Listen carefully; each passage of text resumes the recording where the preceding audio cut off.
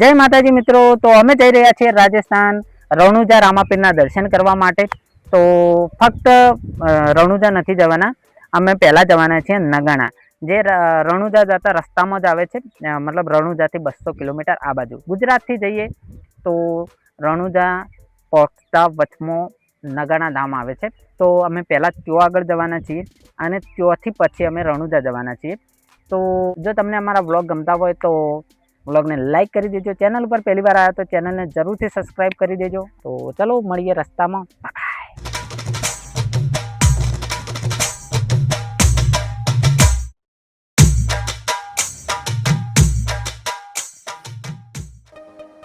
तो मित्रों अमे आवी गया छे भारतमाला हाईवे पर, जे जामनगर थी अमृतसर जाए छे।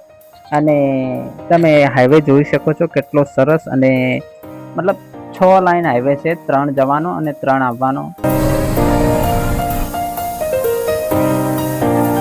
आ छे अमारी साथे बनासना बंकाओनी एक गैंग।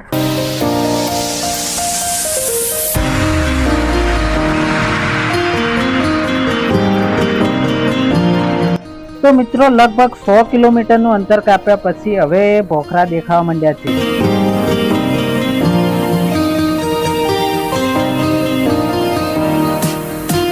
तो दोस्तों आ राजस्थान एक रण विस्तार है और खूब वधारे गर्मी पड़े छे अने आखो दिवस पवन फूंकाया करे छे, जेना लीधे भोखरा एकदम रूखा सूखा छे अने एना उपर एक झाड़ पण नथी। तो दोस्तों लगभग 4 कलाकना सफर पछी अमे आवी गया छे नगाणा धाम, जो नागणेश्वरी मातानुं मंदिर छे अने आ रही अमारी गैंग। तो चलो बधा साथे मळीने माताना दर्शन करीए। तो मित्रों आ मंदिरनो आगळनो भाग छे, અહીં હવન ચાલુ હતા અને જે ભાવિ ભક્તો દર્શન કરવા માટે આવતા હતા તેમને તિલક અને હાથે દોરો બાંધવામાં આવતો હતો। તો મિત્રો આ છે મંદિર। તો ચાલો મંદિરમાં જઈએ અને માતાના દર્શન કરીએ।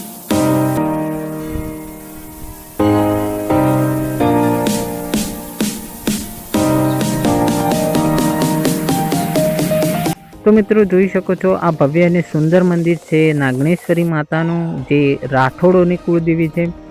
મિત્રો આ આખું મંદિર સફેદ પથ્થરમાંથી બનાવેલું છે, જેથી આ રાજસ્થાનની ભયંકર ગરમીમાં પણ મંદિરની અંદર ખૂબ જ ઠંડક હતી।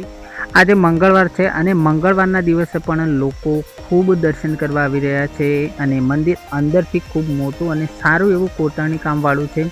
અહીં પોલીસ પ્રશાસન પણ છે, જેથી કરીને લોકોને કોઈ અડચણ ના પડે દર્શન કરવા માટે, અને લોકો સારી રીતે ઊભા રહીને દર્શન કરી શકે એવી વ્યવસ્થા પણ છે।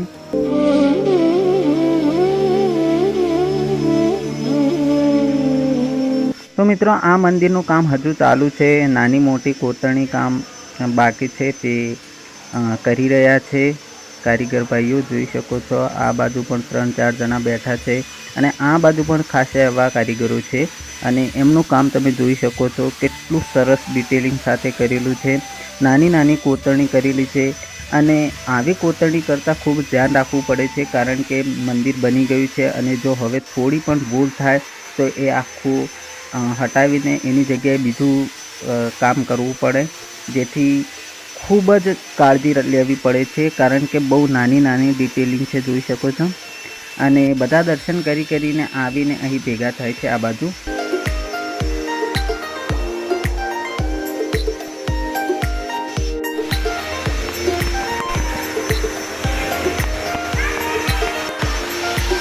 तो मित्रों अहीं मंदिरना परिसरमां घणा लोको भेगा थई अने दर्शन करता होय छे, जेना लीधे गरमी खूब वधे छे। तो कूलरनी पण मंदिरना प्रशासने व्यवस्था करेली छे।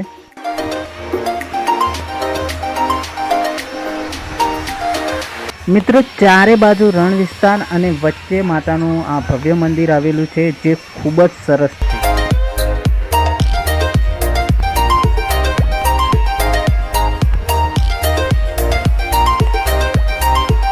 तो मित्रों हवे अमे जई रह्या छे सामे जे देखाय ए पहाड़ उपर, अने અહીંના લોકોનું એવું કહેવું છે કે ઉપર એક એવી બારી છે જેમાંથી એ લોકો જ પસાર થઈ શકે છે જેમને પોતાના જીવનમાં કોઈ પાપ ના કર્યા હોય।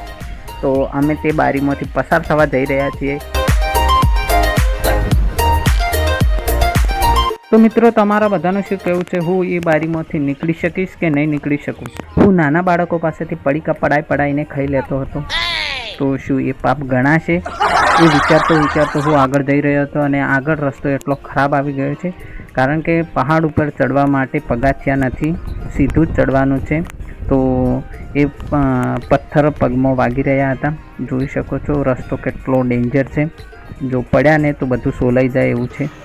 અને બધા ઉપર ચડી રહ્યા છે અને જોઈ શકો છો નજારો કેટલો સુંદર છે.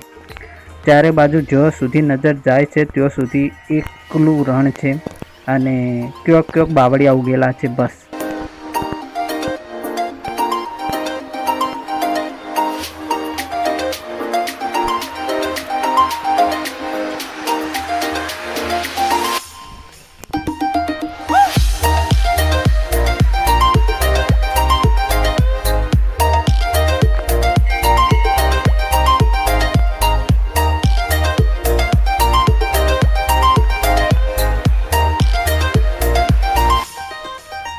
તો દોસ્તો પગ સોલાઈ જાય એવા રસ્તાથી આગળ વધીને અમે આવી ગયા છે પહાડ ઉપર, અને પહાડ ઉપરથી તમે મંદિરનો નજારો જોઈ શકો છો.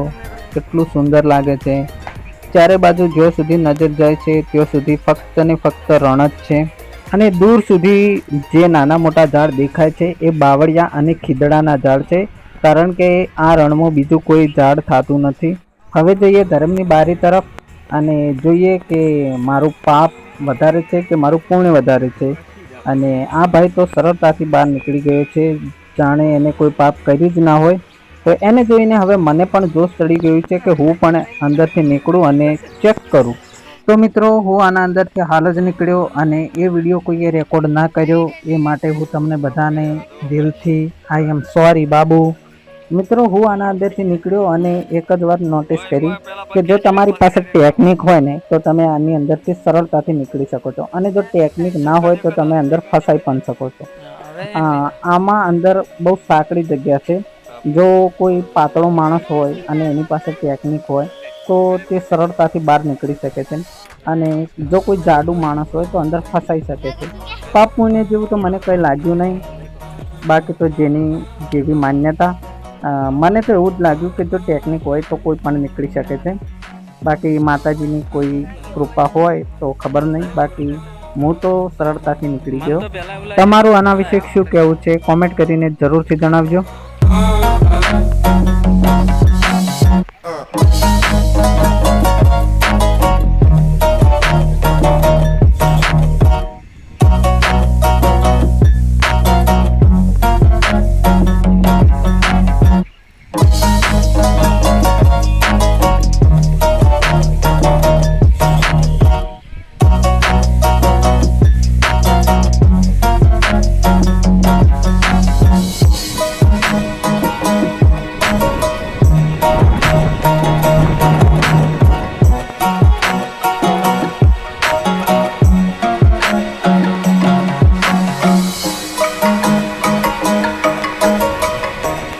તો મિત્રો અમે અહીં ફોટા પાડી રહ્યા હતા અને અચાનક ચોકથી ખાસી બધી બકરીઓ આવી ગઈ છે, જોઈ શકો છો.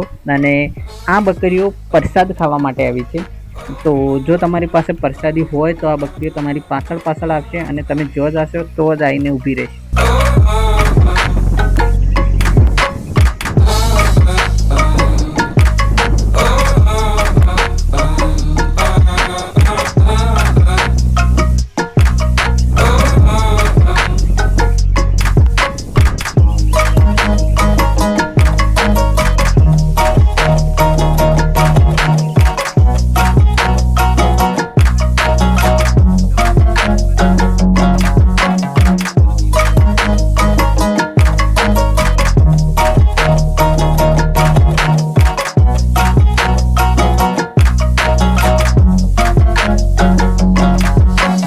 દોસ્તો રાજસ્થાનના રણ વચ્ચે વસેલું આ નગાણા ધામ ખૂબ જ સારી અને બહુ જ મસ્ત જોવાલાયક જગ્યા છે, અને માતાજીના દર્શન પણ થઈ જાય છે.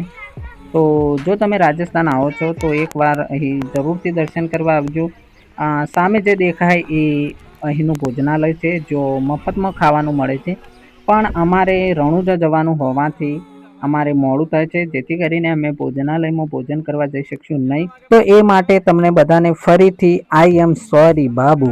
તો મિત્રો અમે જઈ રહ્યા છીએ રણુજા રામાપીરના દર્શન કરવા. એનો બ્લોગ થોડા જ દિવસમાં આવશે, તો જરૂરથી જોજો.